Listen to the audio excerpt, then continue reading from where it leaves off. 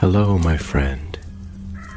The world of magic, filled with legends and ancient tales, is opening its gates once again. Tonight, in the Gryffindor dormitory by the crackling fireplace, I will share another story with my friends. Join us, for the magic is about to come alive. It began on a wind-bitten morning, the kind that crept in through the stone windows of Hogwarts and made the castle feel older than time itself. A gray mist clung to the hills beyond the forbidden forest, and the lake's surface was still as glass. Somewhere far off, a creature gave a long, low howl, one of those sounds that made even the bravest students clutch their robes a little tighter. Inside the castle's library, however, one figure was utterly undisturbed. Hermione Granger sat hunched over a stack of old tomes, her quill scratching steadily as the candle beside her guttered in its wax. The scent of parchment and ink clung to her like a second cloak. She was not reading for pleasure, though she always enjoyed learning, but for a project she'd taken on with a touch more enthusiasm than even Professor Hagrid had expected. The assignment? To write a detailed report on the life and behavior of a magical creature native to the British Isles, complete with first-hand observation. Most students had chosen creatures like hippogriffs or bowtruckles. Impressive, yes, but predictable. Ron Weasley had gone with Puffskines, mostly because they required no real danger. Harry Potter was, as usual, late to start. But Hermione had found a reference, buried in a footnote, from Beasts That Time Forgot, to a creature called the Shadow Mantle, an ancient guardian beast said to dwell deep beneath the forbidden forest. It had not been seen in over a century, and many believed it to be extinct or never real to begin with. Hermione, of course, believed no such thing. She had spent 2 weeks tracing references, cross-checking sightings, and charting a possible location. She believed the Shadow Mantle was still alive, just hidden either by its own cunning or by ancient spells no longer remembered by most wizards. And this morning, with permission from Hagrid, reluctantly granted after much persuasion, she was heading into the forest. Not foolishly, of course. She was armed with every spell she could think of, and a charmed lantern that could repel minor curses. She met Hagrid near the pumpkin patch just after dawn. "You sure you don't want me coming with you?" he rumbled, his great beard bristling with dew. Hermione smiled up at him, her voice steady despite the chill. "I'll be all right. I've studied the terrain, prepared wards, and left a full map with Professor McGonagall. I won't go far. If I don't return by nightfall, then you can worry." Hagrid muttered something about students getting too clever for their own good, but let her pass, watching her disappear beneath the tree line, with a heart weighed down by concern. The forbidden forest was silent. That was the first sign something was wrong. No birdsong, no rustling of centaurs, no skitter of acromantulas, just the creak of ancient trees and the crunch of leaves beneath her boots. Hermione held her wand close, every sense alert. The deeper she went, the stranger the forest became. Trees grew in warped patterns, their bark streaked with silver scars, as though once struck by some terrible magic. After an hour of careful trekking, she came upon a clearing. At its center stood a stone well overgrown with ivy. This, according to her sources, was once the shrine of an old magical order, the Wardens of the Hollow Eye, keepers of secrets, buried beneath the forest. The Shadow Mantle, if it existed, had been tied to them. Hermione approached the well. There were no birds, no bugs, no wind. just the low hum of enchantment in the air, an energy that made the hairs on her arms rise. Then the ground beneath her feet gave way. With a cry, Hermione fell. She tumbled not into dirt and roots, but into cold, humming darkness, into a shaft that had been hidden beneath the undergrowth. She slid down a steep stone tunnel, her lantern banging against the walls, until she landed hard on a mossy floor. The air was damp, and the silence was heavier here. Hermione groaned, stood, and lit her wand with a whispered lumos. The light revealed a vast underground chamber, carved of dark stone, its ceiling lost in shadow. Along the walls were carvings, serpents, runes, and watchful eyes etched in ancient style. She was standing in the heart of a forgotten vault. Suddenly a growl echoed behind her, not a roar, not a snarl. A growl, deep and intelligent, full of warning. Hermione turned slowly, and there it was, a great creature tall as a centaur, but cloaked in living shadows. Its fur was dark and shifting like smoke made solid. Its eyes gleamed with gold, but not wild, not feral. They were aware. It had a broad, feline shape, with long limbs and a tail that flicked like a whip. Around its neck, faintly glowing, was a broken iron collar covered in runes, the shadow mantle. Hermione stepped back, her wand raised. But the beast did not pounce. It moved with careful grace, circling her slowly, as though testing her presence. When it spoke, its voice was not a sound, but a whisper inside her mind. "You are not the thief, nor the heir. Then why are you here, child of the light?" Hermione froze. You can speak? "I think I remember I guard. That is all I am allowed to do, but your presence stirs the old enchantments. You have come seeking what is sealed." Hermione steadied her breath. "I came to study you. I didn't mean to trespass." "Then you shall stay until your purpose is known. None may leave once the gate is opened." With that, the chamber trembled. Stone shifted behind her. The tunnel she had fallen through sealed shut with a grinding hiss of rock on rock. Hermione was trapped, not in a cage of iron, but in an ancient vault, watched by a beast bound by curses older than Hogwarts itself. She was in the beast's captivity now, and her only way out was through the truth the shadow mantle guarded. Hermione took a slow step back, her wand still lit, casting long beams of light against the ancient stonework around her. The carvings on the walls seemed to shift subtly in the flickering glow, as though stirred by her very presence. A heartbeat echoed in the vault, not hers, but something deeper, older, like the breathing of the stone itself. The shadow mantle did not pursue her. It sat, its great body folding into the gloom like part of the cavern, its golden eyes watching. "None may leave once the gate is opened," it had said. Hermione's mind raced. She was in a sealed vault beneath the forbidden forest, alone with a creature believed extinct and held not by chains but by riddles and ancient rules. Very well, she thought grimly. If riddles are the way out, then I'll solve them. She took in her surroundings more carefully now. The chamber stretched far into the dark, beyond the range of her wand's light. Pillars stood in silent ranks, holding up a ceiling lost in shadow. At the far end of the vault, half hidden behind rubble, loomed a heavy stone door covered in etched runes.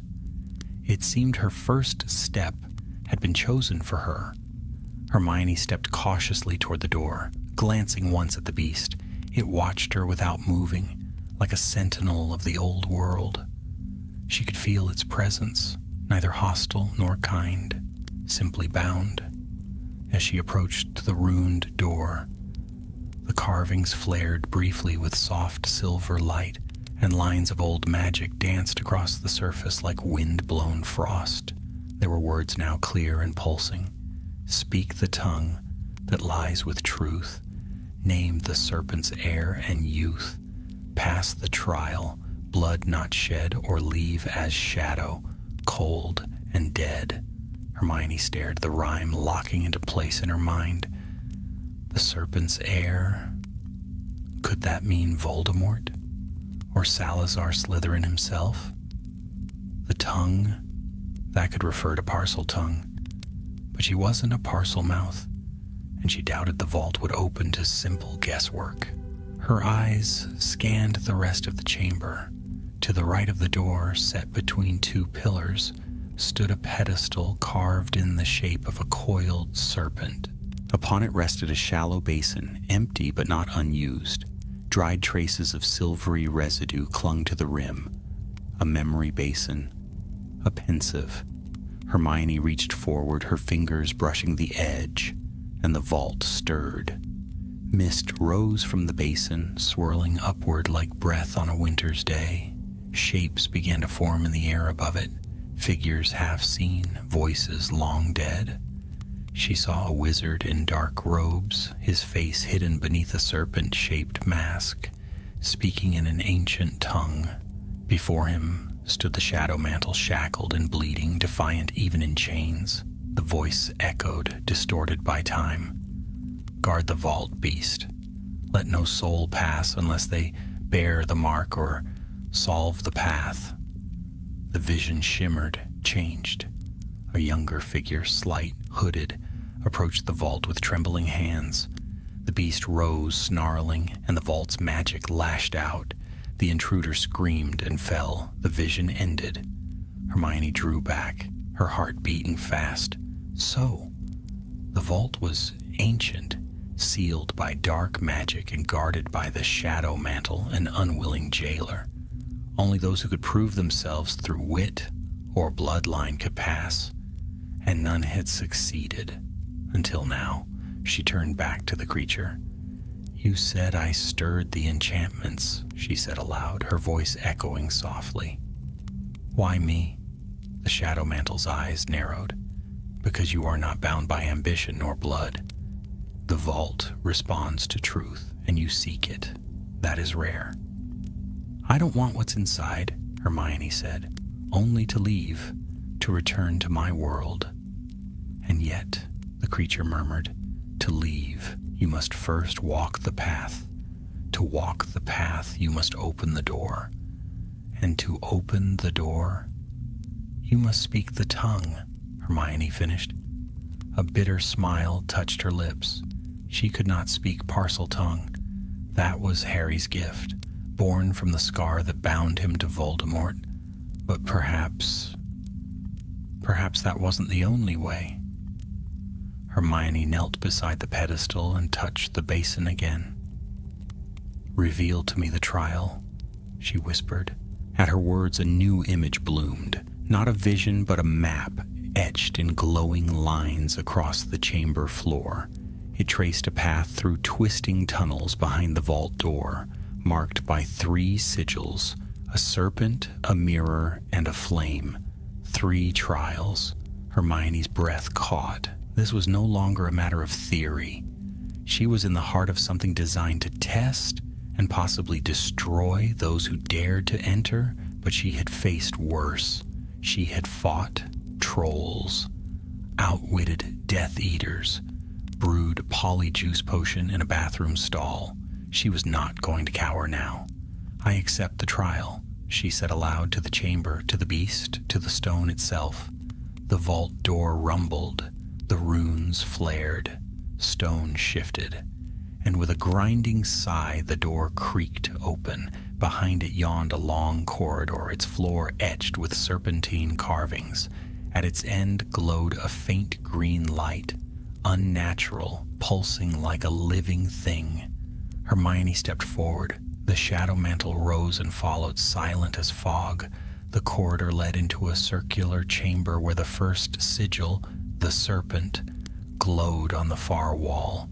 Suddenly the door behind them sealed. The stone hissed with enchantment and the floor came alive. Dozens of snakes carved in relief began to move. Their stone bodies slithered and coiled, their eyes gleaming emerald. A voice deep and cold echoed from the walls. "Speak, or be swallowed. Name the beast within." Hermione froze. The snakes circled her feet, never touching but watching. The beast within? Was it a riddle? A test of fear? Her mind churned. The serpent is a symbol of cunning, of darkness, of Slytherin. But what is the beast within? Her voice rang out sure and strong. Fear.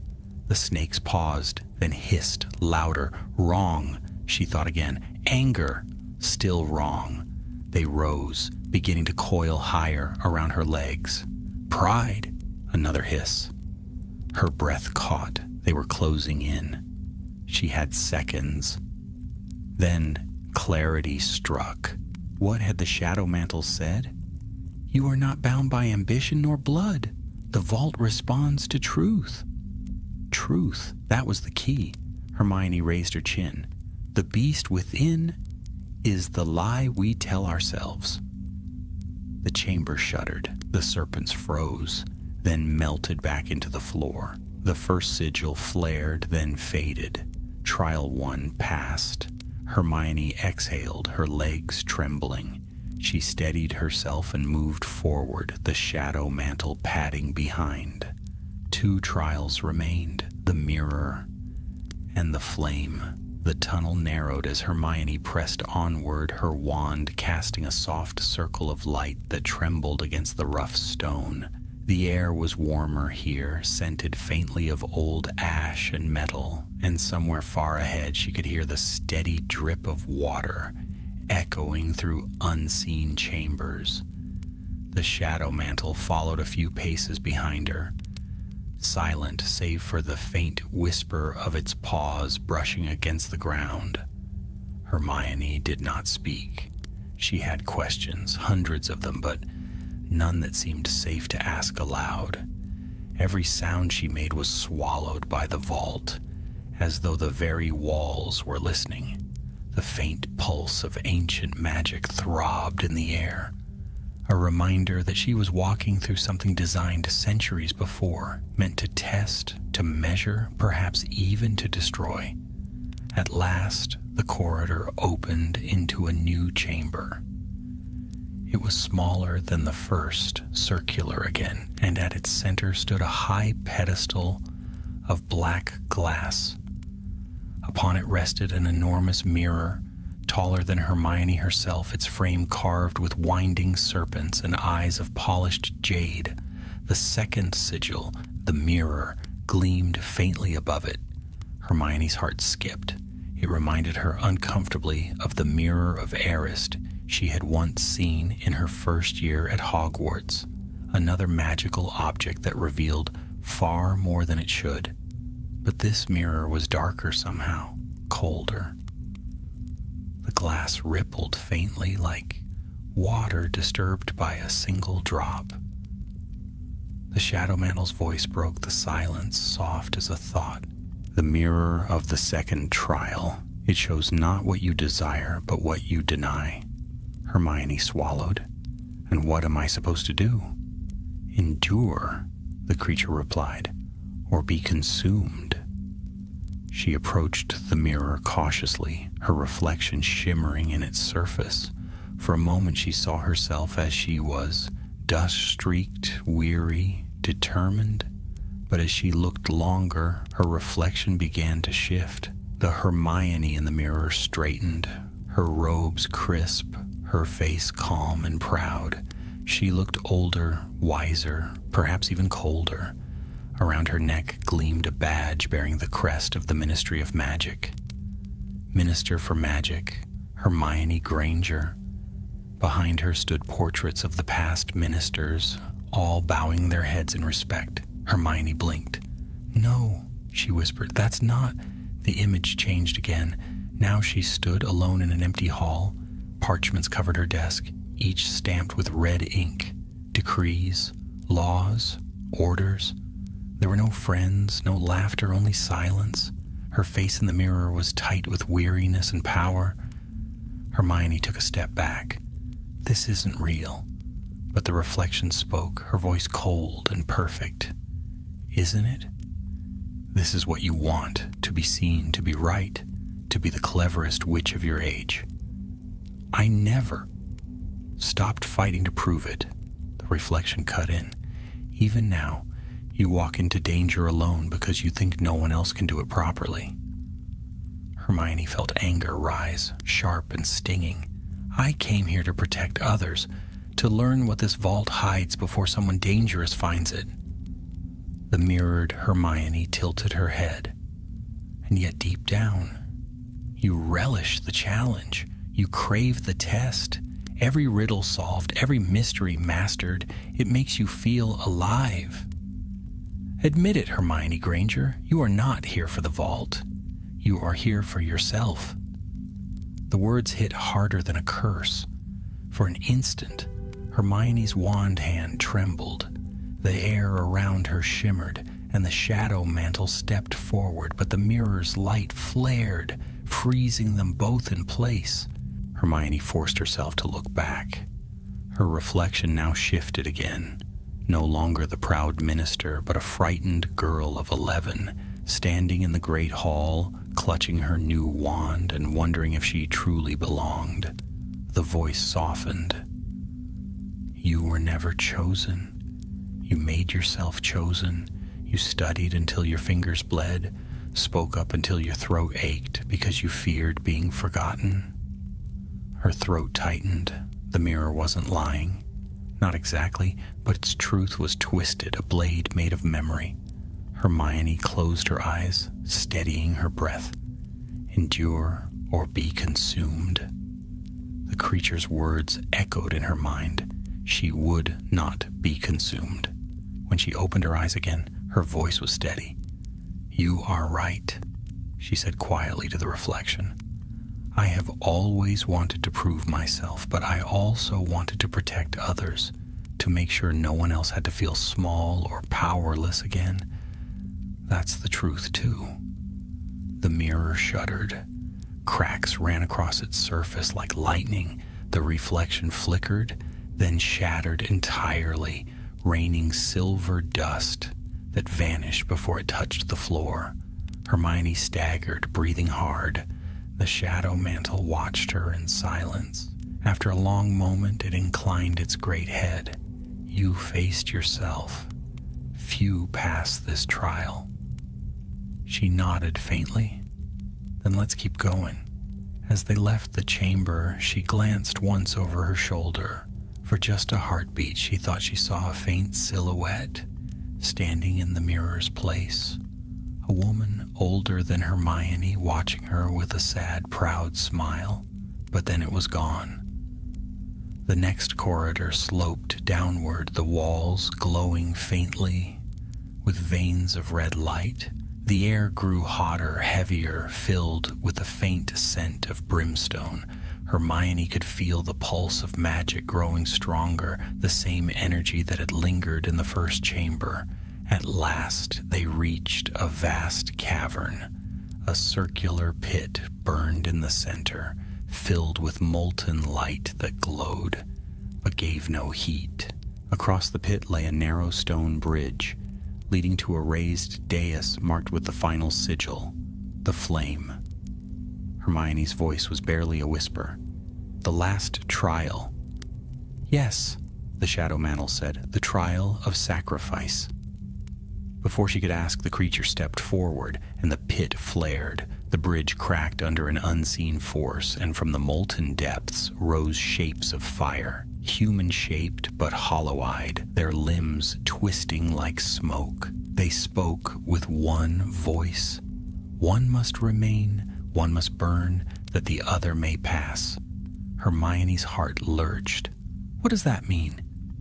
It means, the shadow mantle said softly, that this vault demands a price. Every gate of power does. It will not open unless one of us is left behind. Hermione shook her head. No. There must be another way. But the Fiery shapes drew closer, circling them in waves of gold and crimson. The heat pressed against her skin, though the flames gave no true fire. It was magic itself, testing, judging. The shadow mantle looked at her, eyes solemn. You have freed the truth in yourself, but the vault hungers for more. It was made by men who believed that power should only belong to those willing to sacrifice what they love. And what do they expect me to give? She whispered. Me, said the beast. Hermione froze. No. It is fitting, the creature continued. I was bound to guard this place, to be its prisoner until one pure of heart came. You have done what others could not. You can leave if I remain. The fiery spirits brightened as though approving the offer. Hermione felt tears sting her eyes. That's not fair. You've been trapped here long enough. Fairness was never part of magic this old. She gritted her teeth, thinking furiously. The fire spirits advanced, and the bridge beneath them began to crumble. She had seconds to decide. And then, through the roar and heat, a thought struck her, clear and sharp as spellfire. The riddle said one must remain, she said aloud, her voice rising over the sound, but it didn't say alive. Before the shadow mantle could speak, Hermione raised her wand and shouted, Protego totalum! The shield erupted, a dome of pure blue light that wrapped around the beast. Then, heart-pounding, she turned to the fire and whispered a second incantation, one she had only read once in an old defense tome. Somnus ignis. A wave of white light shot from her wand, striking the molten pit. The flames screamed, folding in on themselves, and the world flashed white. When the light faded, Hermione lay gasping on the stone, her wand smoking faintly in her hand. The pit was gone. Nothing remained but ash and silence. The shadow mantle stood over her, unharmed but no longer bound. The runes that had circled its neck had vanished, leaving only a faint scar where chains had once been. You rewrote the law, it murmured, voice full of wonder. The vault demanded sacrifice, but you gave only sleep. Hermione smiled weakly. I told you, I don't believe in unfair rules. A rumble shook the chamber. The last sigil on the dais flared, and a stone archway rose before them, revealing a narrow stairway spiraling upward into faint daylight. You are free, said the shadow mantle. Go before it closes. Hermione stood, her hand on the cool wall. What about you? The beast's golden eyes gleamed. I was born of the vault's curse. With it broken, I fade, but I am content. No, Hermione whispered. You deserve the world above. You... But the creature only bowed its head. Then remember me, Witch of Light. That is enough. And before she could answer, its form dissolved into mist and shadow, leaving only a whisper in the still air. Truth is the flame that never dies. Hermione climbed the stairs, each step brighter than the last, until she emerged into the morning sunlight at the edge of the forbidden forest. The birds were singing again. The trees swayed as though sighing with relief. When she looked back, the ground where she'd fallen was whole once more. No vault, no well, no trace of what had passed below. Only the faint scent of ash and wild flowers. She stood there for a long while, the sun warming her face, her wand still faintly glowing in her hand. And though she would never speak of it, sometimes in the quiet of night, Hermione thought she saw two golden eyes watching from the forest's edge, calm, eternal, and free. Autumn settled over Hogwarts like a golden veil, and though the castle hummed with life, Hermione Granger walked its corridors with a heart still weighted by what she had left behind beneath the earth. The forbidden forest looked no different from the outside, its shadows deep, its whispers old, but Hermione knew better. Somewhere below those ancient roots lay the ruins of a vault that had tested her very soul. Days turned into weeks, and life at the castle resumed its rhythm. The chatter of students, the rush of lessons, the endless rustle of parchment and quills. It was all as it had been. Yet Hermione felt the change within her, quiet but undeniable. She had not spoken of the shadow mantle to anyone. Not to Harry, not to Ron, not even to Professor McGonagall, though the headmistress had asked searching questions about why Hagrid's permission slip for the forest had been found burned at the edges. Hermione had merely said she'd had a minor magical mishap and left it at that. But at night, she dreamed. Sometimes she saw the shadow mantle, proud and vast, standing beneath the roots of the forest, eyes bright with ancient light. Sometimes she saw flames turning to mist, or runes unraveling into starlight. And always there was the voice, the low, whispering tone that seemed to echo from her own heart. Truth is the flame that never dies.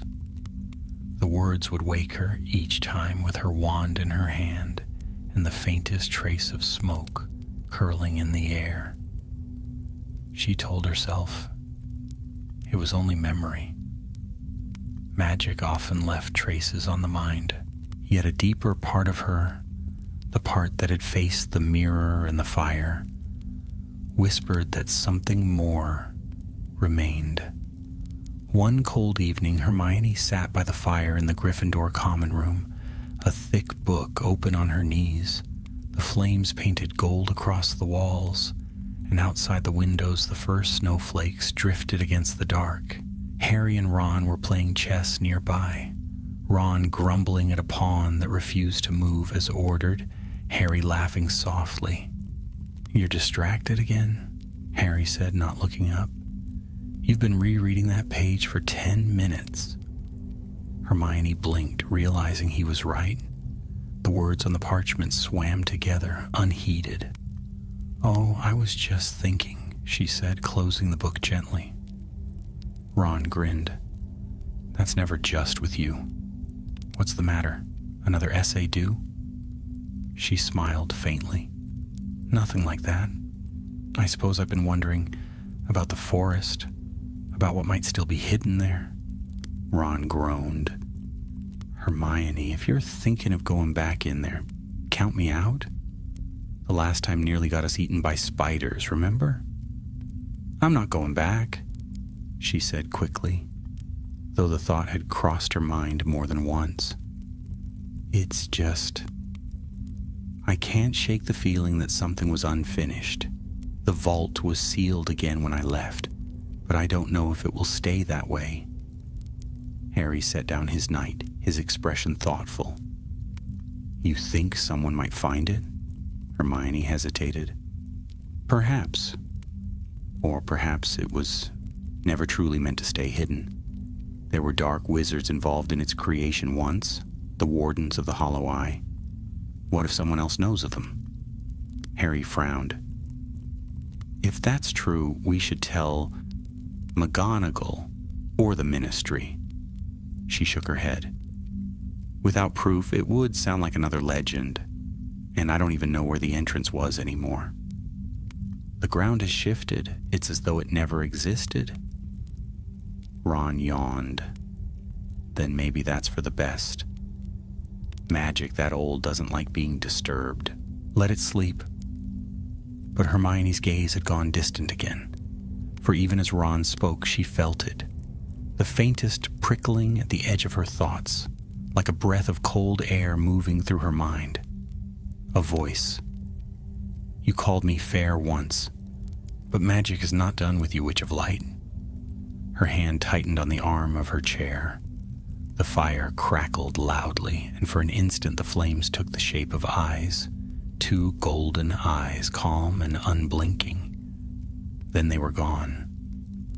Hermione? Harry's voice pulled her back. You all right? Yes, she said quickly. Just tired. I think I'll go to bed. She gathered her things and went up the girls' staircase, but she did not sleep. The words of the shadow mantle echoed in her thoughts like a warning. Not done with you. The next morning, snow lay thick on the grounds. The castle's turrets glittered like white crowns, and laughter echoed from the courtyard where students practiced their snow charms. Hermione might have joined them once, but not today. Instead, she found herself in the library, her usual refuge. She sought not comfort, but knowledge. The term Wardens of the Hollow Eye had been gnawing at her since the moment she'd escaped the vault. Surely if they had been real, there would be some trace, some record in the archives. Hours passed as she scoured ancient tomes and dusty scrolls. She found fragments only, half references, stories dismissed as myth. But one buried in the back of Curses of the Forgotten Age caught her eye. The Wardens were the last keepers of the beast-binding runes. When their order fell, their guardians turned against them, and the survivors sealed the remnants of their power beneath the great forest. Hermione's pulse quickened. There was more, an old map, faded and torn, marking a site not far from Hogwarts, deep in the northern edge of the Forbidden Forest. She copied it carefully, then sat back, chewing her lip. If the Warden's magic still lingered, it could draw attention, dangerous attention. And if the Shadow Mantle had spoken true, if she had broken the binding magic, then whatever power had been trapped might now be free to stir once more. 2 nights later, she slipped from the castle under her invisibility cloak. The moon hung low and cold, silvering the snow. The forest loomed ahead, quiet as a sleeping giant. Her boots crunched softly as she followed the trail the map had shown. The air grew colder still, the trees denser. Her wand light flickered across half-frozen streams and gnarled roots. She felt it again then, that same pulse of magic she had sensed weeks ago. Faint, but real. The ground seemed to hum beneath her feet, and when she reached the clearing marked on the map, her breath caught. The stone well was there again. It stood exactly as it had before, ivy curling around its lip, frost glinting like glass upon its edge. The earth that had sealed it was gone. The gate had reopened. Hermione's heart pounded. She took one slow step forward, raising her wand. Lumos Maxima. Light flared, bright and pure, spilling across the clearing, and in that moment she saw that she was not alone. Figures stood at the forest's edge, 3 of them cloaked and hooded, their wands already drawn. "Who's there?" she demanded. A voice answered, low, cold, and terribly familiar. Granger. She knew that tone, smooth as silk, sharp as frost. Draco Malfoy stepped from the shadows. Behind him 2 others followed, one tall, one broad, both wearing the sigil of a coiled serpent upon their sleeves. "I was wondering who'd break the seal first," Draco said softly. "I suppose I should have guessed it would be you." Hermione's grip on her wand tightened. "What are you doing here?" He smiled thinly. "Following orders. You see, not all of the Wardens died out. Some of their descendants live still, and they're very interested in what you found." He gestured toward the well. Frost cracked under his boots. "So," he said, eyes gleaming, "shall we see what your beast was guarding?" The wind rose, whirling snow between them, and from deep below the earth came a sound, a faint, distant growl. The Shadow Mantle's warning echoed once more in her mind. Magic is not done with you, and Hermione knew with terrible certainty that the vault beneath the forest had awakened again. The snow fell harder, thick flakes swirling like ashes in the wind. Hermione stood facing Draco across the clearing, her wand lifted, her heart thundering. The stone well between them seemed to breathe, mist curling upward from its mouth as if something deep below exhaled through the earth itself. Draco's pale face was half shadowed by his hood, but his eyes gleamed silver in the wand light. He looked older than she remembered, sharper around the edges, haunted in a way that reminded her of the darker days of the war. His companions, the two hooded men, stood just behind him. Their robes were black, marked with the faint green sigil of a serpent coiled around an eye, the mark of the Wardens reborn. "So," Hermione said, voice steady despite the wind, "you've joined another cult, have you, Malfoy? Haven't you learned anything?" Draco's smile was tight, brittle. "You think I came here by choice? You think I enjoy following orders again? This isn't about belief, Granger. It's about survival." "Whose orders?" she demanded. The taller of the two men stepped forward, lowering his hood. His face was narrow and sharp, his eyes like polished stone. "Mine," he said, "and I would suggest, Miss Granger, that you lower your wand. The magic here is not yours to command." Hermione did not move. "You're one of the Wardens?" "I am what remains of them," the man replied, "and you have something that belongs to us." She blinked. "I have nothing of yours." "On the contrary," he said, a faint smile curling his lips, "you carry the mark of the vault, the residual magic of the Shadow Mantle's seal. The beast bound you when it tested you, and through you, the path opens." Hermione's pulse quickened. She could feel it now, the faint vibration in her wand, the invisible thread that seemed to stretch from her chest toward the well. The vault was answering her presence. Draco's gaze flicked toward her, a trace of warning in his eyes. "He's telling the truth," he said softly. "You shouldn't have come back." Hermione ignored him. "What do you want with the vault?" The Warden's smile deepened. "Inside lies a relic known as the Tongue of Serpentia, a conduit of command over all serpentine life. With it, the Wardens can restore what was lost, and the Age of Beasts will rise again." Hermione's stomach turned. "You're mad. That power destroyed your order once already." "Because fools mishandled it," the Warden said. "But I'm not a fool. The magic beneath this forest is older than Hogwarts, older than the Ministry, older even than your precious Dumbledore. It will answer only to the rightful heir of the Wardens." He raised his wand, and the air shimmered. A spiral of green flame burst from the well, twining upward like a serpent. The snow melted instantly around it. The scent of metal and ancient stone filled the clearing. Hermione's instinct screamed to run, but her feet held fast. The light struck her, and suddenly the world tilted. She was standing not in the snowy clearing, but in the vault again, though she knew it was no longer real. The shadows around her were memories, flickering like candlelight. The carvings glowed faintly on the walls, and before her stood the Shadow Mantle, its eyes burning gold. "He seeks to open what should remain closed," the creature said. "The heir of the Wardens has awakened the path." Hermione's voice trembled. "Then how do I stop him?" "You cannot destroy what is woven into you," it replied, "but you can choose how it is used. The gate will answer the bearer of its mark, the one it deems worthy. If your heart is steady, it will obey you instead of him.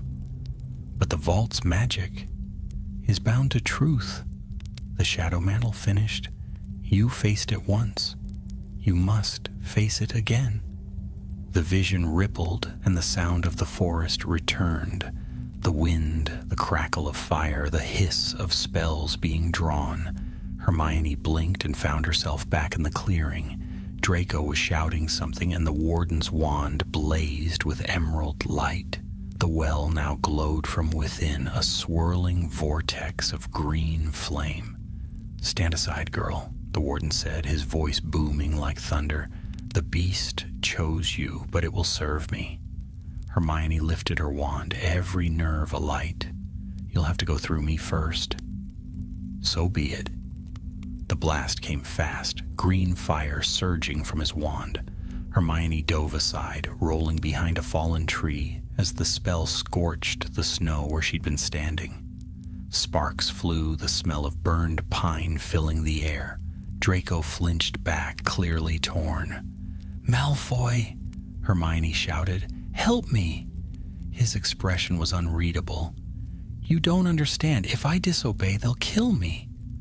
They'll kill us all if they open that vault," she snapped. Another curse struck the tree beside her, splintering bark. Hermione whipped her wand around. "Protego!" The shield flared just in time to deflect the next attack. The other warden, shorter, broader, was circling to her left. "We only need her alive long enough to open it," he said. "Alive is fine," the leader replied, "but conscious is optional." Hermione clenched her jaw and whispered, "Expulso." The blast struck the ground between them, sending both men staggering back. The snow exploded upward, shrouding the clearing in mist. She sprinted toward Draco. "If you want to survive, help me close it." Draco hesitated for a heartbeat, then cursed under his breath and raised his wand. "You always drag me into madness, Granger." "Consider it tradition," she shot back. Together they turned toward the well. The light was brighter now, the air vibrating with magic. The snow at its rim melted into steam. Hermione could feel the pull inside her chest, the thread of connection to the vault's heart. "Repeat after me," she shouted over the roar. "Clauder Verum." Draco obeyed.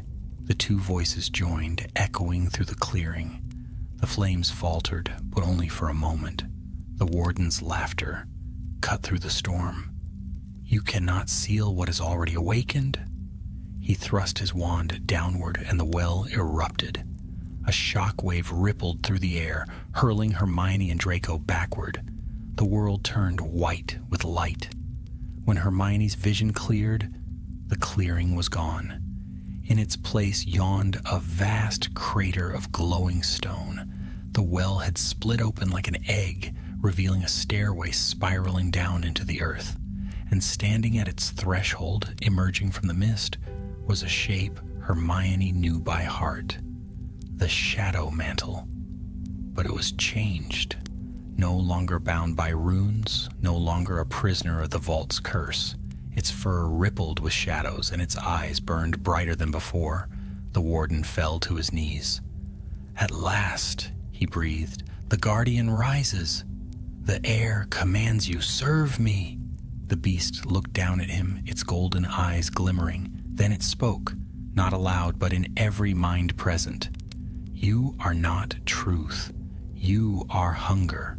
The warden's triumph faltered. "No, no, I am your master. You are nothing." The shadow mantle moved with the silence of nightfall. One step, and the warden's wand shattered like glass. Another step, and the air itself bent beneath the creature's presence. Hermione rose slowly, awe and sorrow mingling within her. The beast turned its gaze upon her. "You freed me once. Why return?" She met its eyes. "Because I couldn't let them use you. You're not a weapon." "And yet they will try again? Then I'll stop them again," she said simply. Something like a smile passed through the creature's mind, an echo of warmth through the cold. courage and truth. You remain as you were." It turned back to the warden, who cowered in the snow. "Leave this place," the shadow mantle said. "Tell your kind that the warden's time is done." The warden scrambled to his feet, dragging his companion with him. "This isn't over," he spat. "The relic will rise again." Then they vanished into the trees. The silence that followed was deep and absolute. Snow drifted lazily through the steam, hissing as it touched the glowing stone. Draco sank to his knees, shaking his head. "I should never have come." Hermione glanced at him. "You helped me, that's what matters." He gave a short, dry laugh. "Don't tell anyone. I've a reputation to maintain." Hermione almost smiled. "Your secret's safe." The shadow mantle lowered its great head. "The vault's heart is open, but its power will fade now. It no longer binds nor tempts. You have broken the circle." She reached out, her hand brushing the edge of its fur. It felt like mist, soft and cold. "Will I see you again?" "When truth is forgotten," the creature said, "and courage is needed, I will remember you." Then, as before, its form dissolved into darkness and light, scattering into the snow until nothing remained but a faint glimmer on the wind. Hermione stood in silence for a long while. Then she turned toward Draco. "Come on, let's go home." Together they climbed back toward the castle, the dawn just breaking over the hills. The air was sharp, clean, and full of the scent of pine. And though the shadow mantle was gone, Hermione felt it still, the steady pulse of truth burning quietly within her, a flame that would never die. Dawn crept over the hills, gilding the turrets of Hogwarts in pale gold. The lake mirrored the sky, still and cold, and the air held that breathless calm that followed great magic, as though the very world was waiting to exhale. Hermione and Draco reached the castle gates in silence. Their robes were scorched and torn, their boots heavy with frost. Neither spoke until they passed beneath the shadow of the stone archway, where the air grew warmer and the distant hum of enchantments wrapped around them like a returning heartbeat. Draco was the first to break the silence. "You realize," he said, brushing ash from his sleeve, "that if anyone asks where we've been, we'll have to come up with something considerably less dramatic than 'we fought an ancient order and an immortal beast.'" Hermione managed a weary smile. "I'm sure you'll think of something. You always did have a talent for lying." He gave her a sidelong look, but didn't argue. The faintest trace of amusement flickered in his eyes, a glimmer of the boy he had once been, buried beneath years of bitterness and pride. They parted at the entrance hall without another word. Draco vanished down the corridor that led to the dungeons, his footsteps fading into silence. Hermione stood for a long moment in the half-light, her thoughts heavy and tangled. Then, drawing a deep breath, she turned toward Professor McGonagall's office. The headmistress listened without interruption. Her sharp eyes missed nothing as Hermione spoke. Every tremor in her voice, every detail of the night's events. The story took nearly an hour to tell, though Hermione left out the most dangerous parts, the deeper magics, the lingering bond she still felt to the vault, the way the shadow mantle's words echoed inside her even now. When she finished, McGonagall rose and paced to the window. Snow drifted beyond the glass, soft and unhurried. "I knew the wardens by reputation," the professor said quietly. "An ancient sect, yes, but I believed their line broken centuries ago. To think they've survived." She turned back, her expression grave. "You did the right thing, Miss Granger, but you also took a great risk. Alone." Hermione lowered her eyes. I couldn't ask anyone else to follow me. I didn't even know what I'd find. Nevertheless, McGonagall said, her tone softening, you've prevented something far worse. The Ministry will be informed, but I shall tell them little. This business belongs to history now. Hermione nodded, relief mingling with unease. Professor, the Shadow Mantle, McGonagall raised a hand. I imagine it was more than mere legend. It's free now, Hermione said, no longer bound. But before it vanished, it warned me that the wardens might try again. The older witch's gaze deepened. And you believe it? Hermione hesitated. Yes, I think they'll return. They're obsessed with the relic beneath the forest. The tongue of Serpentia, if it still exists, it's too powerful to leave unguarded. McGonagall studied her for a moment, then sighed. You may be right, but for now rest. There is nothing more to be done tonight. Hermione inclined her head. Yes, Professor. As she left the office, the bells tolled 7. The first light of morning spilled through the corridor windows, painting the floor with gold. For the first time in weeks, she felt utterly drained, body, mind, and spirit. Yet somewhere within, beneath the exhaustion and fear, a quiet certainty burned. This was not the end. That night Hogwarts slept peacefully. Snow gathered on the windowsills, muffling the castle's old bones. But Hermione lay awake in her bed, staring at the dark canopy above her. The faintest shimmer glowed against her wrist, a mark she had not noticed before. A thin line of gold, curved like the edge of a sigil, faint but warm beneath her skin. It pulsed once, in time with her heartbeat. She sat up, holding her breath. The mark faded quickly, leaving only the ghost of its warmth. A whisper echoed in her mind, as soft as breath on glass. When truth falters, light will call you. The Shadow Mantle's voice. She pressed a trembling hand to her wrist. What do you mean?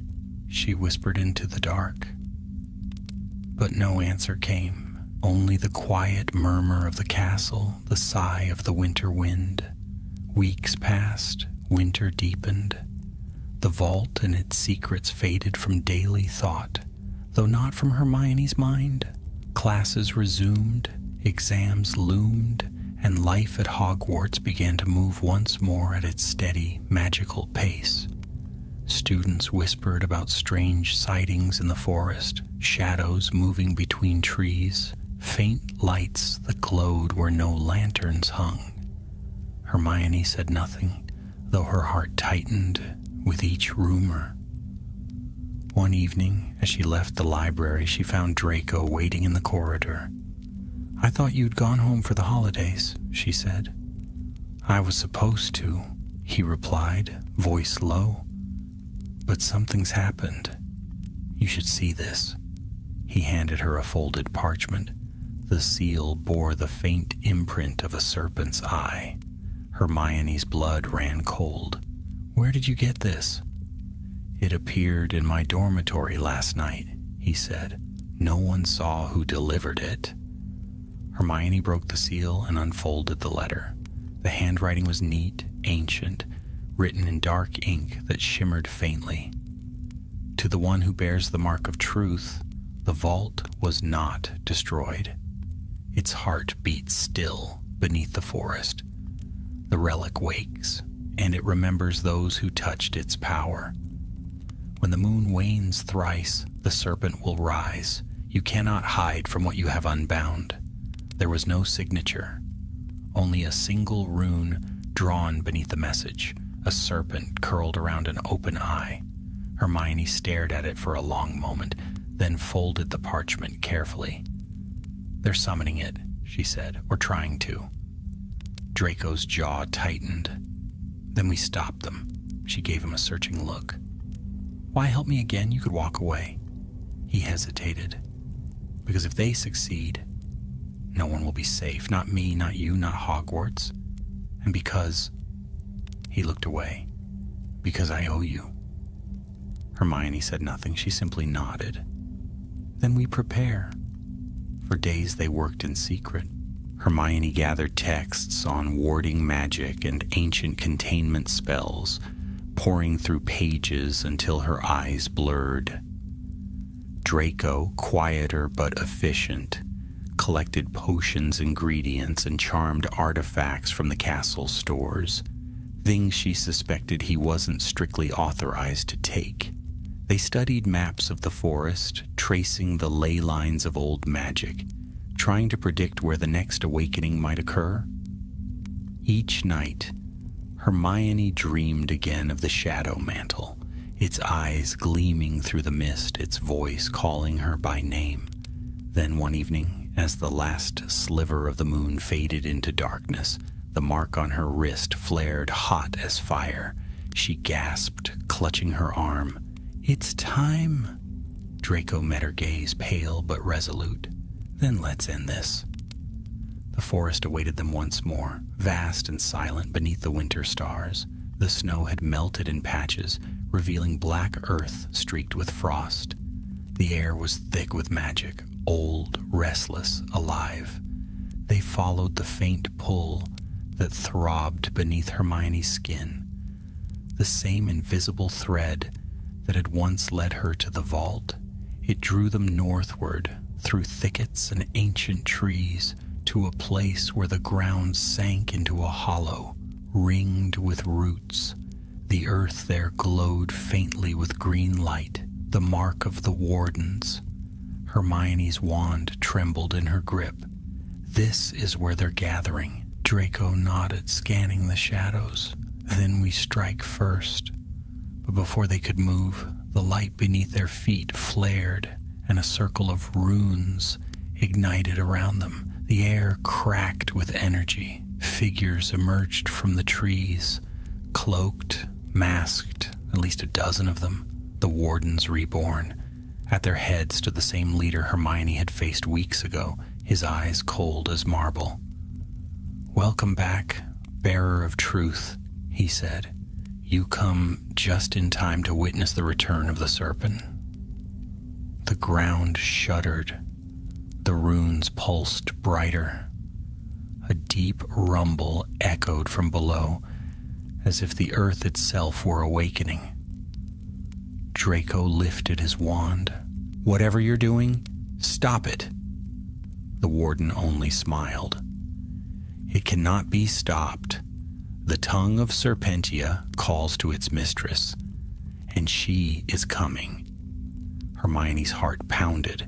The light was spreading now, tearing through the soil, revealing something vast and serpentine coiled in the darkness below. The relic was awakening. The vault's heart was beating again, and as the first hiss of scales against stone rose through the air, Hermione realized that the shadow mantle's warning had come true at last. The ground split open beneath the roots of the trees, sending up a gust of hot, stale air that reeked of stone and time. The circle of wardens stood firm, their wands lifted high as the runes around them pulsed with living light. Each symbol burned a different shade of green, weaving together into a spiraling pattern that sank deep into the earth. Hermione felt the pull of that magic, a heartbeat that was not her own, echoing through the veins of the forest. The mark on her wrist flared in response, burning brighter than before. "Draco," she whispered, "we have to break the circle." But it was already too late. With a deep, echoing roar, the ground at the center of the runes collapsed, revealing a pit of swirling shadow and flame. Out of it rose a shape vast and terrible, a creature of legend and nightmare, its body a coil of shimmering black scales, shot through with veins of silver fire. Its head was crowned with horns of obsidian, and its eyes gleamed like molten emeralds. The Serpentia had awoken. Hermione could barely breathe. The air itself vibrated with its presence. heavy with the weight of ancient power, trees bent under the force of it, snow evaporating from the ground. The warden leader stepped forward, his arms raised in triumph. Behold, the voice of the deep, the first of serpents, the mother of all tongues. The great serpent turned its gaze upon him, its pupils narrowing to slits.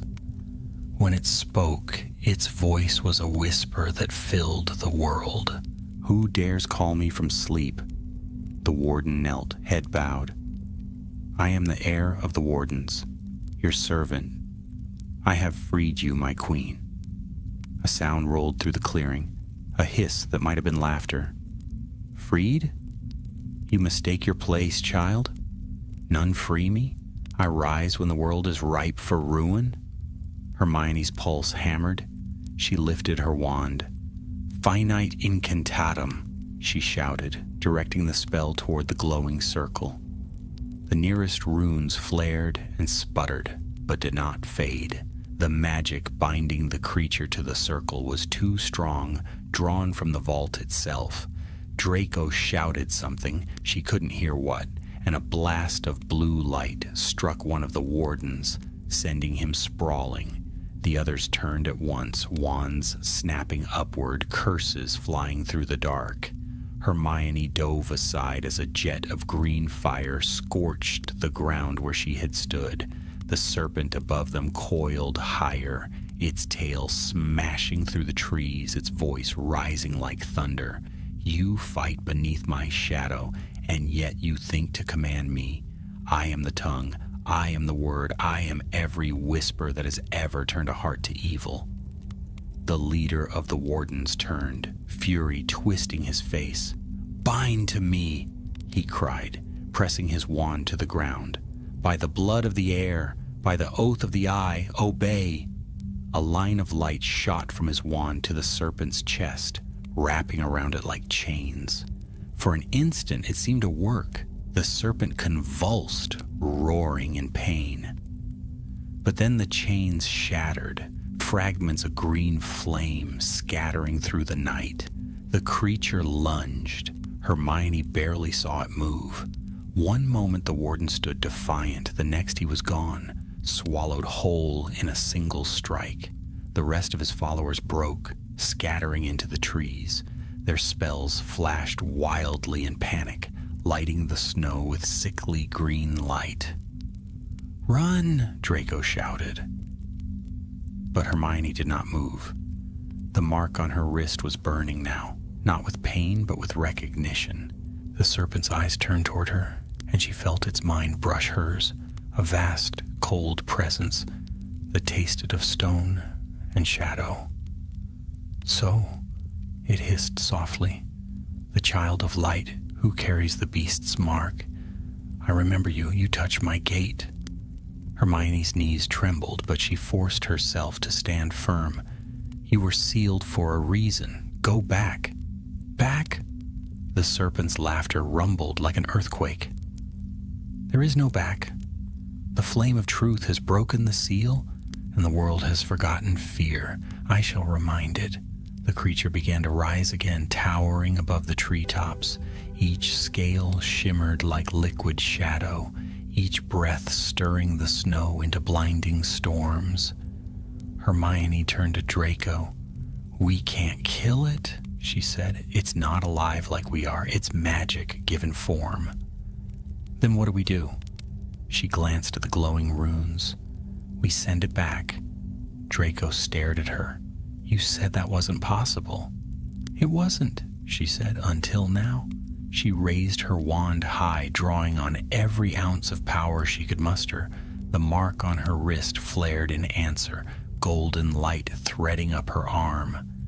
She began to speak, not an incantation she knew, but one that came to her like a memory whispered through time. By the flame of truth, by the word unspoken, by the beast that guards the gate unseen, return to silence, return to stone. The air trembled, the serpent screamed, the sound tearing the sky. Draco added his voice to hers, shouting the words in rhythm. The runes pulsed, shifting from green to gold.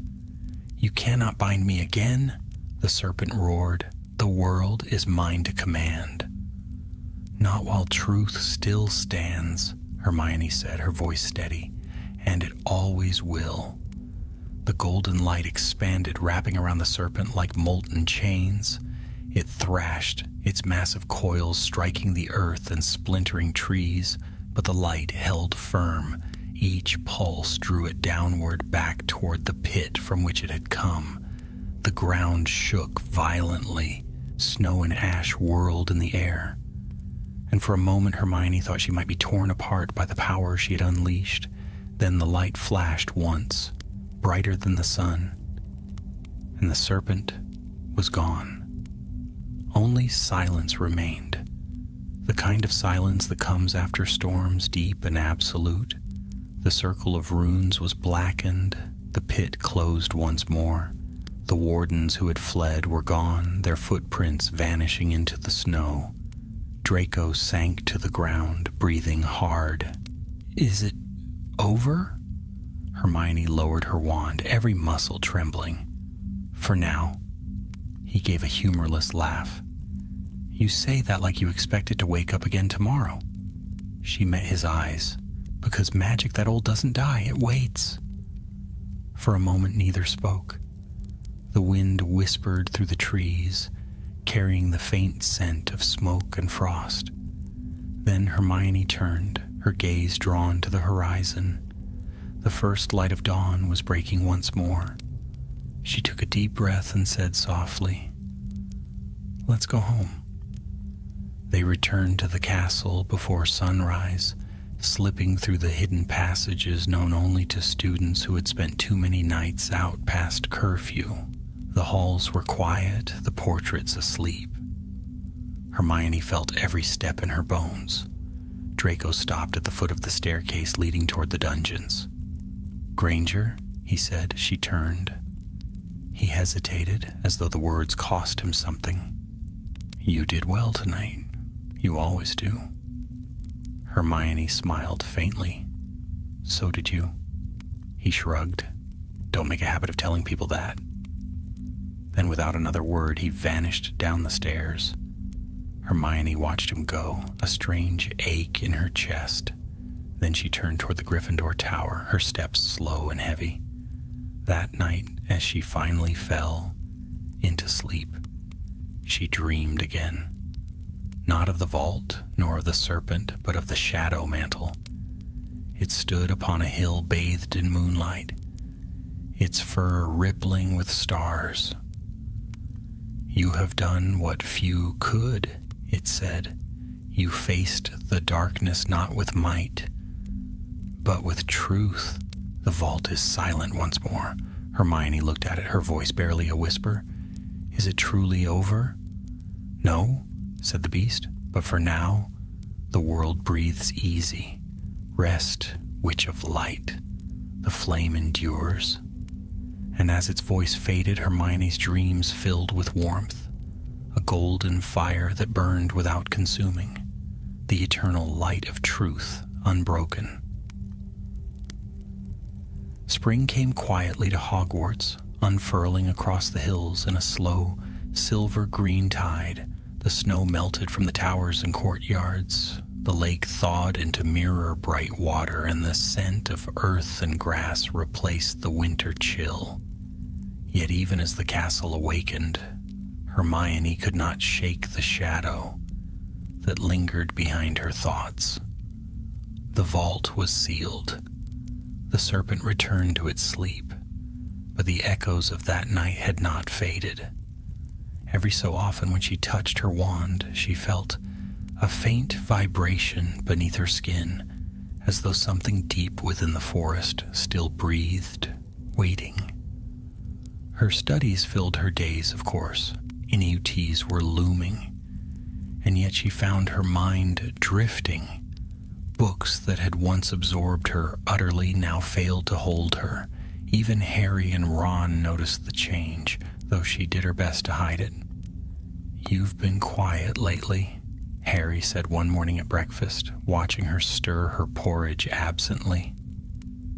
Just thinking, she said with a faint smile. Ron grinned. Dangerous thing that. You'll end up dragging us into another near-death adventure if you're not careful. Hermione rolled her eyes, though fondness softened the gesture. You exaggerate. But deep down she knew he wasn't wrong. Adventure, or perhaps fate, had a way of finding her no matter how much she tried to remain still. It was near the end of the term when the first signs appeared. At first they were small things. Strange ripples on the lake at night, though the wind was still. Lights flickering briefly in the forbidden forest. Students waking from dreams of hissing voices they couldn't quite remember. Then one morning Hagrid burst into the great hall, his beard matted with frost, his eyes wide. "Something's wrong with the forest," he bellowed, striding straight to the staff table. "Something's stirring the centaurs up. Won't let me near the northern glades. Says the ground's burning underneath." Professor McGonagall rose at once, her face pale. "Burning?" Hagrid nodded grimly. "They said the earth was glowing in the dark, like there's fire beneath the roots." Hermione froze mid-breath. She didn't need to guess where that was. Harry noticed the change in her face at once. "You think it's the vault again?" "Yes," she whispered, "or something connected to it." Without another word, she rose from the table. By dusk, she stood once more at the edge of the forbidden forest. The wind carried the scent of rain and ash. Beneath her cloak, her wand pulsed with faint light, and on her wrist, the mark of the shadow mantle shimmered like a liquid gold. She had not come alone this time. Draco waited a few paces behind her, his expression unreadable in the dim light. "If you're right," he said, "then whatever's down there isn't done with you yet." Hermione nodded. "I know," he hesitated, then added, "and if you're wrong, we're about to spend our evening chasing ghosts through the mud." Her lips curved faintly. "You're welcome to turn back." He snorted. "Not likely. I've already risked my life once because of your stubbornness. Might as well make it twice." They entered the forest together. The path wound deep through the trees, darker and quieter than it should have been. The usual sounds of life, the rustle of wings, the chirp of insects, were gone. Even the centaurs were absent, their usual watchful presence replaced by silence. At last they reached the glade where the vault had once been sealed. Hermione stopped short. The clearing was no longer buried beneath snow and ivy. The ground was blackened, scorched as though by lightning. In the center, a wide circle of ash marked the place where the serpent had last emerged. The earth still glowed faintly, pulsing like a heartbeat. Hermione crouched, pressing her fingers to the ground. Warm, too warm. "There's power building again," she said. Draco glanced around warily. "Can you feel that?" "Yes." Her voice was low, distant. "The magic's shifting, twisting." As if in answer, the light beneath the soil brightened. Lines of gold began to trace themselves through the ground, spreading outward in intricate patterns, runes and circles that mirrored the markings of the vault. Then from the shadows of the trees, a figure stepped forward. Not a man, not entirely. Its form flickered like smoke, half human, half shadow, its face hidden behind a mask of bone carved with the symbol of the Wardens. Its voice was neither male nor female, but both, a layered whisper that seemed to echo from the ground itself. "You meddled with what you did not understand, child of light," it said. "You broke the chain but left the door open." Hermione rose slowly, wand in hand. "Who are you?" "The last echo of the Wardens," it replied. When your truth burned our seal, our spirits were unbound. We linger still, bound to the flame you carry. Draco's grip tightened on his wand. If you're ghosts, then disappear. You've caused enough trouble already.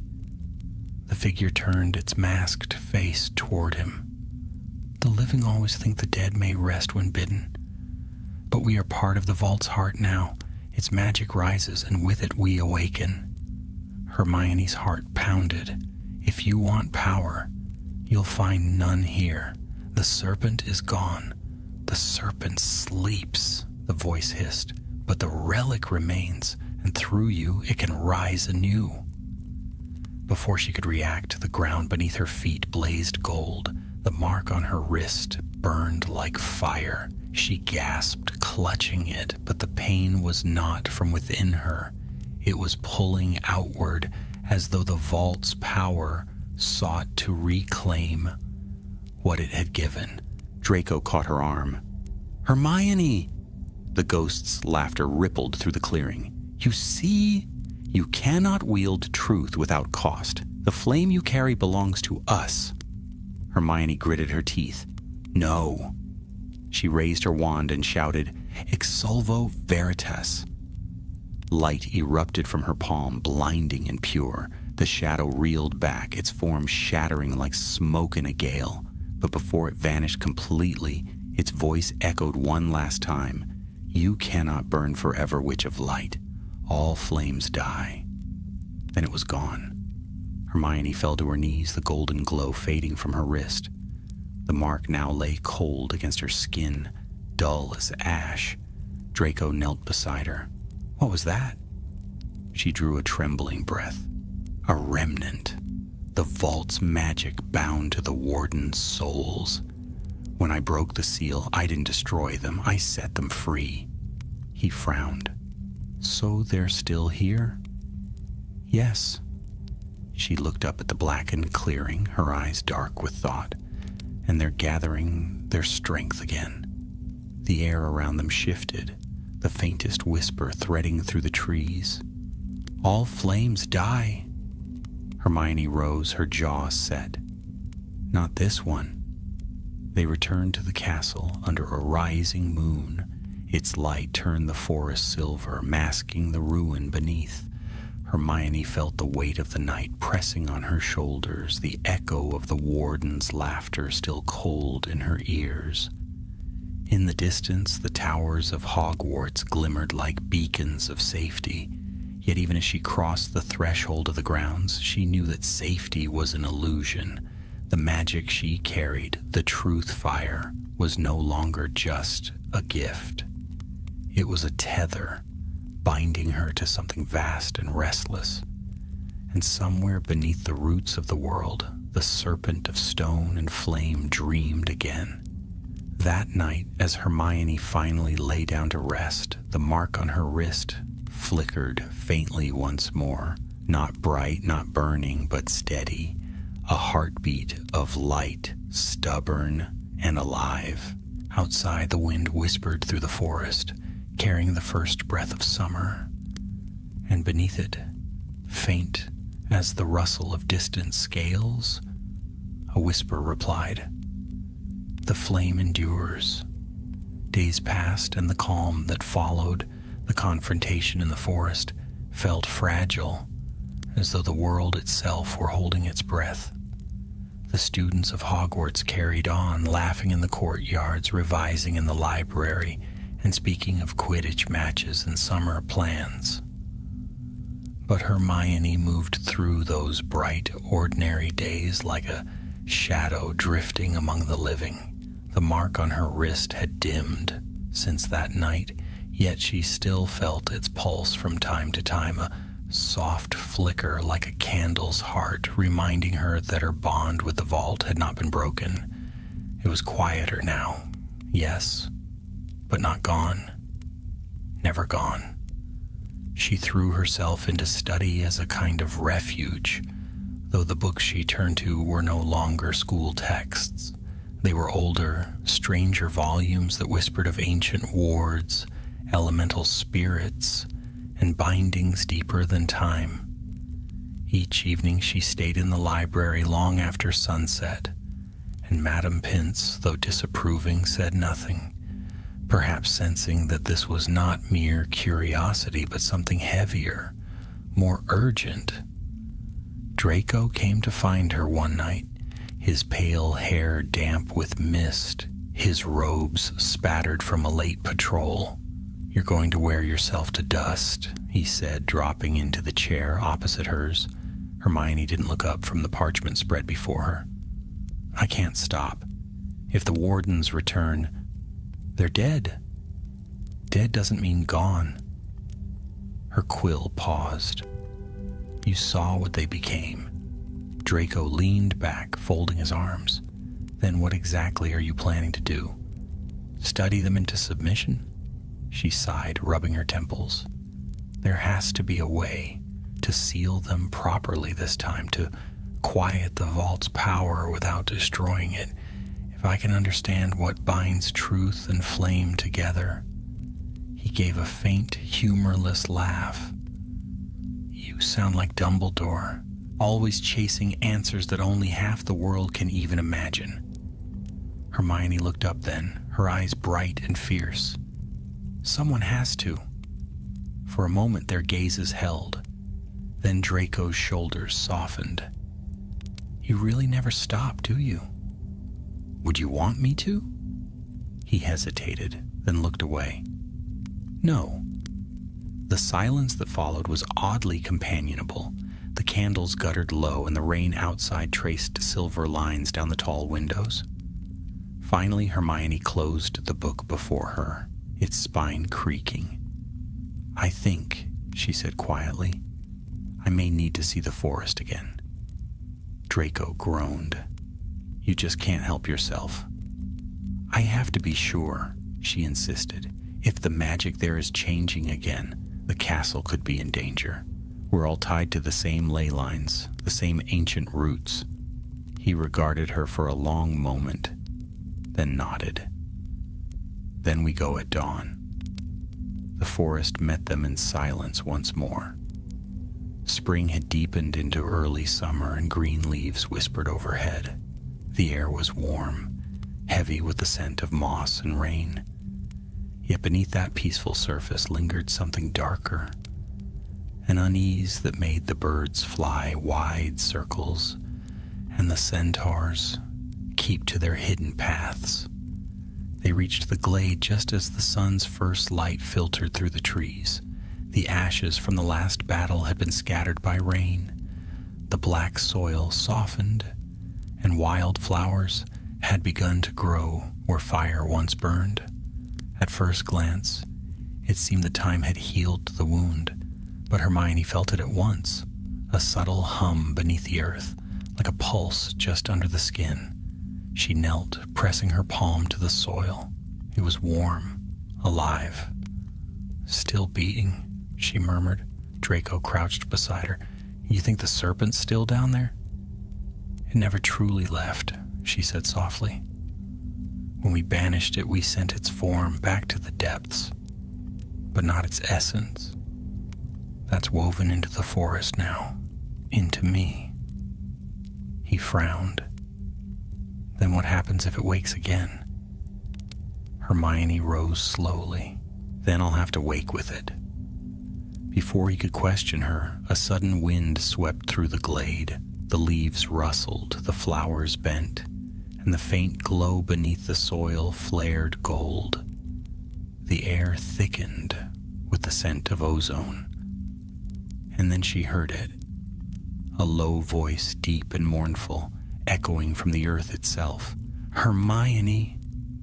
She froze. The sound was unmistakable, though faint. Draco's hand went to his wand. "Who's there?" The voice came again, stronger now. "Child of truth, hear me." Hermione's pulse quickened. "It's the shadow mantle." The ground shimmered, and before them, rising from the golden light, the spectral form of the beast took shape.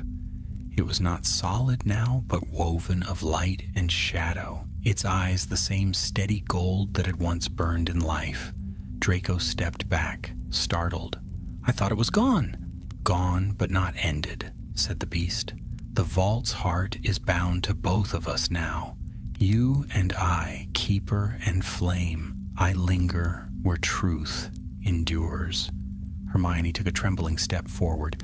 "You said the world could breathe easy. Why have you returned?" The shadow mantle's gaze seemed to pierce through her. "Because the balance shifts once more.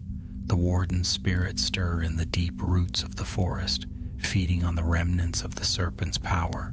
They will rise again, not as men, but as shadows." "Then tell me how to stop them." "You cannot stop what is eternal," the creature said softly, "but you can choose its shape. The vault's magic does not hunger for darkness. It seeks purpose. It follows the will of those bound to it. And you, Hermione Granger, hold half its heart."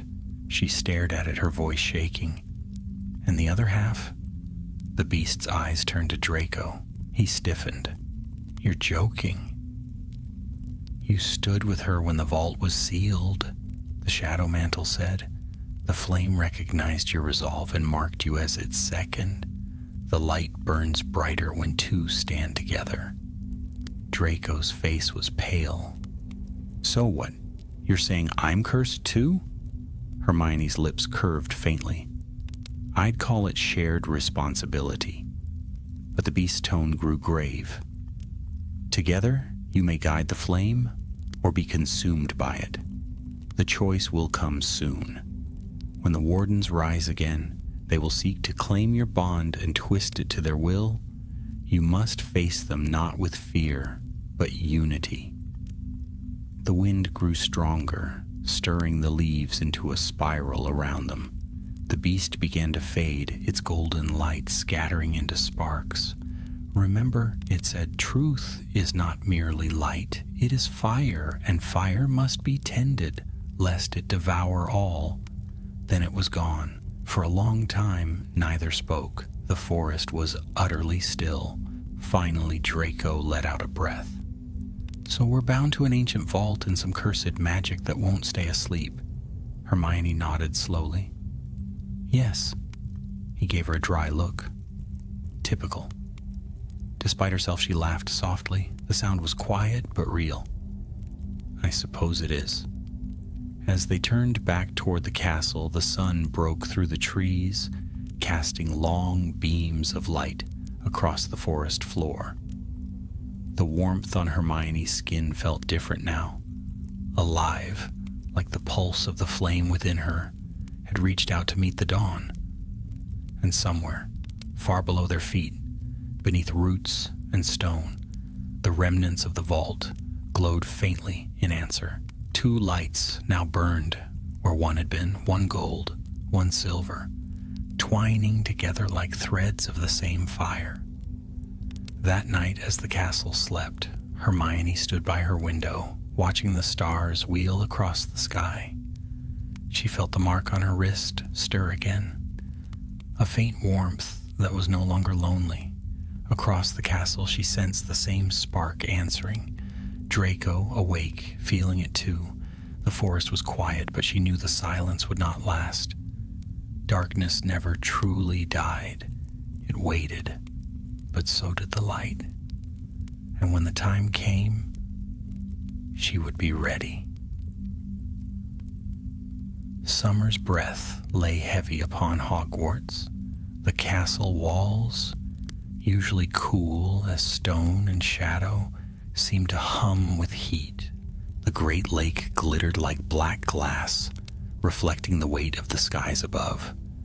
To most students, it was a season of relief, of laughter spilling through open windows and owls wheeling lazily over the towers. But for Hermione Granger, summer had brought only foreboding. The dreams had returned. Each night she walked again through the forbidden forest, not as it was, but as it had been beneath the vault, shadowed halls, glowing runes, the serpentine hiss of something vast stirring in the dark. Sometimes she saw the shadow mantle pacing ahead, its golden eyes bright in the gloom. Sometimes it was Draco she saw, his face pale and determined, holding out his hand before the darkness claimed him. Each morning she woke with her wrist burning, her heart echoing a wordless warning. The time is near. Hermione tried to distract herself with the rhythm of school life, exams, farewells, the closing feast, but she could feel the balance shifting once more. She could feel it in the trembling of her wand, in the flickering lights along the forest's edge at night, and in the subtle whisper that threaded through her thoughts. When she least expected it, truth and fire, the shadow mantle had said, must be tended, and now the fire was growing wild. 3 nights before term's end, thunder rolled over the hills, low and distant. The sky was swollen with storm clouds, dark as iron. Hermione stood at the top of the astronomy tower, her cloak snapping in the wind. Below her, the forest loomed, a sea of black, restless in the lightning's brief flashes. Behind her came footsteps. "I knew I'd find you here," Draco said. His voice was almost lost to the wind. He stepped beside her, his gray eyes reflecting the lightning. "You've been avoiding everyone for days." Hermione's gaze remained fixed on the horizon. "The wardens are stirring again. I can feel them." He exhaled sharply. "I was afraid you'd say that." She turned toward him. "You feel it too, don't you?" "The mark, it's stronger now." He hesitated, then pushed up his sleeve. The faint trace of gold that had once been no more than a glimmer now ran clear across his wrist, pulsing faintly like a heartbeat. "It started 2 nights ago," he admitted. "I hoped it was nothing." Hermione's own mark answered with a faint glow. "It's calling us. Whatever's left of the vault wants to finish what it began." Lightning split the sky, illuminating their faces. "Then what do we do?" Draco asked. Hermione's voice was calm but resolute. "We go back." They left the castle just after midnight. The storm had passed, leaving the air thick and heavy, the trees dripping with rain. The forest welcomed them with silence, save for the faint whisper of wind moving through the branches. Their path was easy to find. The marks on their wrists glowed softly in unison, guiding them through the maze of roots and undergrowth until they reached the glade where all had begun. It was changed again. The flowers and grass that had grown over the ruins of the vault were gone, burned away. The earth lay bare and cracked, the scent of smoke and sulfur thick in the air. And at its center yawned a fissure, wide and black, from which faint gold light shimmered like the dying glow of embers. Draco drew his wand. "This doesn't look like sleep to me." Hermione knelt beside the fissure, her wand light reflecting in her eyes. "No, it's feeding." "On what?" She looked up at him. "Us." Before she could explain further, the ground beneath them shuddered. A column of golden fire burst upward, forcing them both to leap back. From within the light, a voice rose, not the hissing tones of the serpent this time, but 100 whispering voices at once, layered and terrible. "You carry our flame. You woke us. Now you will burn with us." Hermione's breath caught. "The wardens!" Figures began to take shape in the light, tall, cloaked, their faces hidden. They were not human now, but made of light and shadow, their forms flickering like candle flames in a storm. Draco shouted, "Protego!" A silver barrier flared before them, but the ghosts pressed closer, their voices winding like smoke. "You broke the seal, you set the beast free, the serpent sleeps, but the vault remembers." Hermione lifted her wand, her heart hammering. "What do you want from us?" "Completion," they whispered. "The bond you carry must be sealed. Through you, the vault may live again." The light surged, searing her eyes. Pain lanced through her wrist, down her arm, into her chest. She could feel it, the same golden fire that had once burned in the depths of the vault, the same truth that had set the shadow mantle free. But this time it was not gentle, it was hungry. Draco caught her as she stumbled. "Hermione," she gasped, forcing the words out. "They're trying to bind us to use the mark, make us their vessel." He gritted his teeth. "Then we give it to them on our terms." She met his eyes. "You mean, we command it," he said, his voice steady. "Not them." Together they raised their wands. The fire around them swirled higher, the warden's voices rising in fury. Hermione's voice cut through the storm. "By truth unbroken, by flame untamed, our will is our own." Draco joined her. "The vault is sealed in light." Their voices met, and the marks on their wrists blazed like suns. The fire roared upward, consuming the ghostly figures. For a heartbeat, the world dissolved into brilliance, and all Hermione could hear was her own pulse, steady and strong. Then the light exploded. When the glare faded, the glade was empty. The fissure was gone. The ground was whole once more, marked only by a circle of scorched earth where they stood. Draco was on one knee, his wand trembling. "Please tell me that's the end of it." Hermione's gaze moved over the clearing, then down to her wrist. The mark was gone, completely gone. She let out a long, shaky breath. "Yes," she said softly. "I think it is." Draco stood slowly. "How can you be sure?" She turned toward him, the faintest smile touching her lips. "Because for the first time in months, it's quiet." He looked at her for a long moment, then nodded. "Then let's hope it stays that way." When they returned to the castle, dawn had begun to break. The towers glowed with soft light, the sky streaked with rose and silver. For the first time since autumn, Hermione felt a deep stillness inside her, a peace not of ignorance but of balance. In the great hall, the first owls were arriving with the morning post. The air smelled of toast and sunlight and ink. Life went on as it always had, untouched by the great magic that slept just beyond its edges. Hermione paused by the window, watching the light spill over the grounds. "It's strange," she said quietly.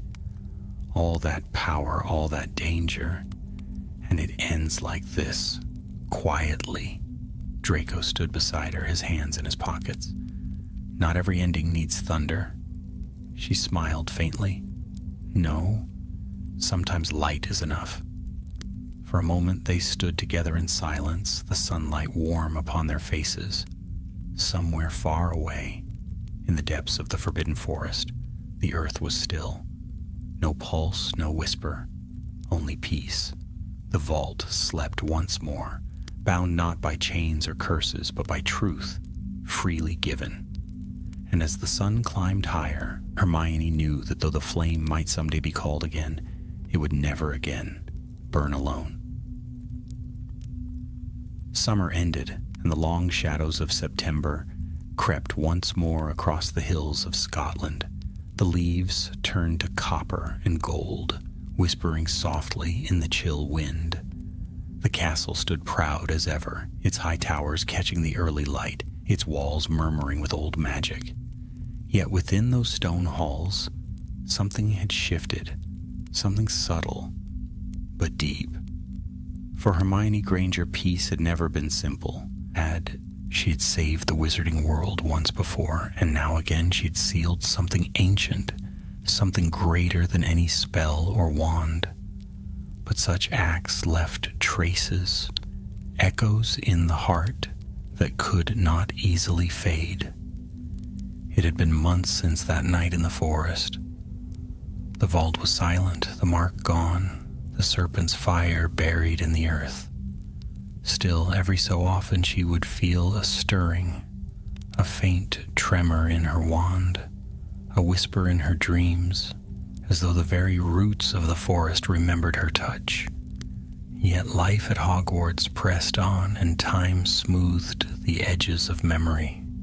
The students returned for a new term, the halls filled with laughter, and the great hall glittered with floating candles and the scent of pumpkin spice. The world turned as it always did.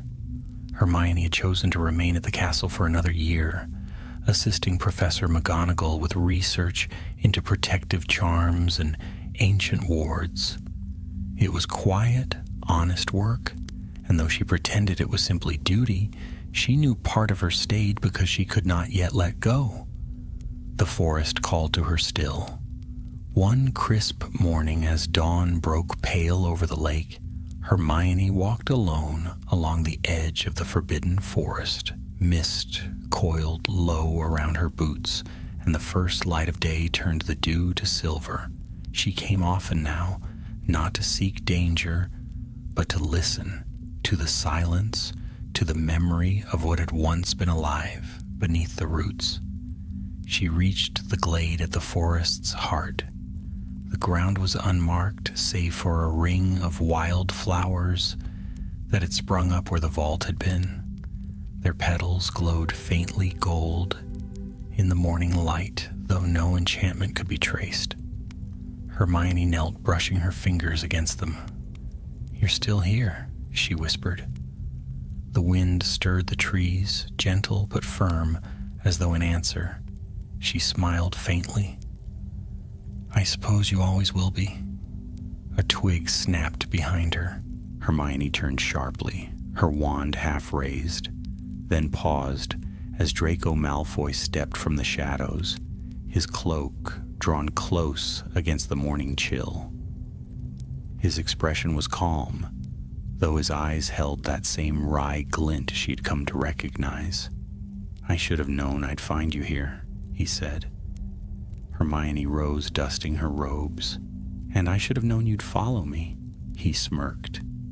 "You make a habit of wandering into cursed places. Someone has to make sure you come back." She laughed softly, a sound that broke the stillness like sunlight through clouds. "This place isn't cursed anymore. It's just quiet." Draco's gaze drifted toward the circle of flowers. "Strange, isn't it? After all that noise and fire, it ends with peace." "Yes," Hermione said, "strange and fitting."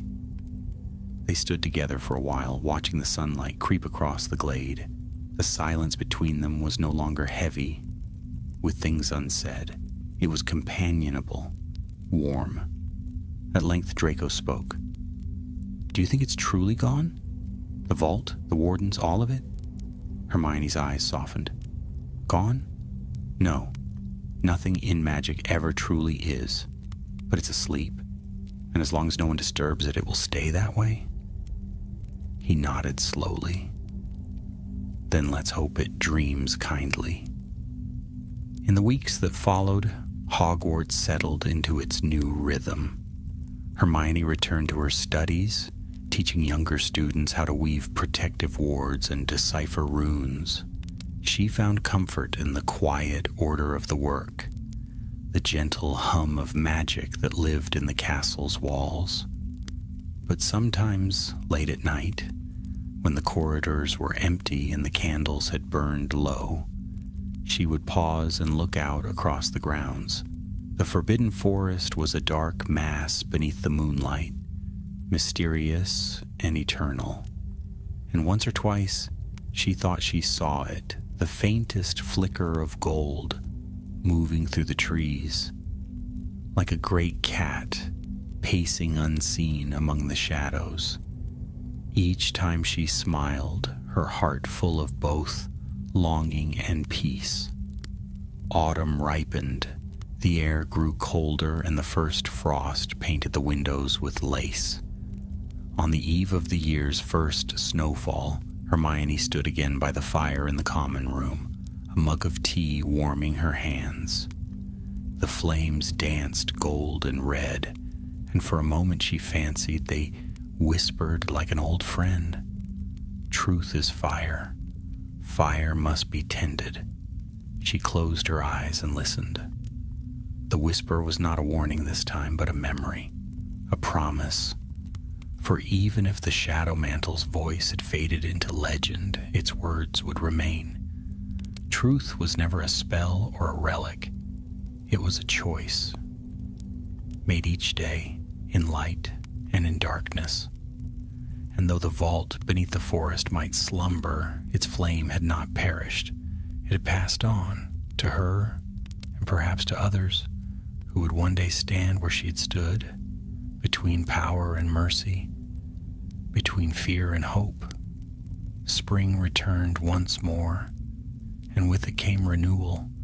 The glade where the vault had been grew brighter each year, its wild flowers spreading farther into the woods. Some of the younger students whispered that the forest itself was gentler now, that it watched over the castle like a guardian. Hermione never denied it. On the final morning of her time at Hogwarts, she walked there one last time. The dawn was soft, the air sweet with rain. She stood in the glade and closed her eyes, feeling the warmth of sunlight spill over her face. "I'm leaving now," she said softly, "but I'll remember." A breeze stirred, warm and steady, rustling the golden blossoms. For a moment, she could almost see them move in rhythm, like a silent nod. She smiled. "Goodbye, old friend." Turning, she made her way back toward the castle. The path was clear, the light gentle. She did not look back. Years later, long after Hermione Granger's name had become legend, the forest still held its secrets. Travelers who dared its depths sometimes spoke of strange lights among the trees, soft gold moving like breath against the darkness. Some said it was a spirit guarding old magic. Others said it was merely the sun catching the mist. But those who had known her, who had once walked the halls of Hogwarts beside her, would smile at the tale and say quietly, "No, that's just her truth, still burning." And deep beneath the roots of the forest, far below the flowers and the stone, something vast and gentle stirred, a heartbeat of light that pulsed once, twice, then settled into silence. The vault was at peace. The serpent slept. The flame endured.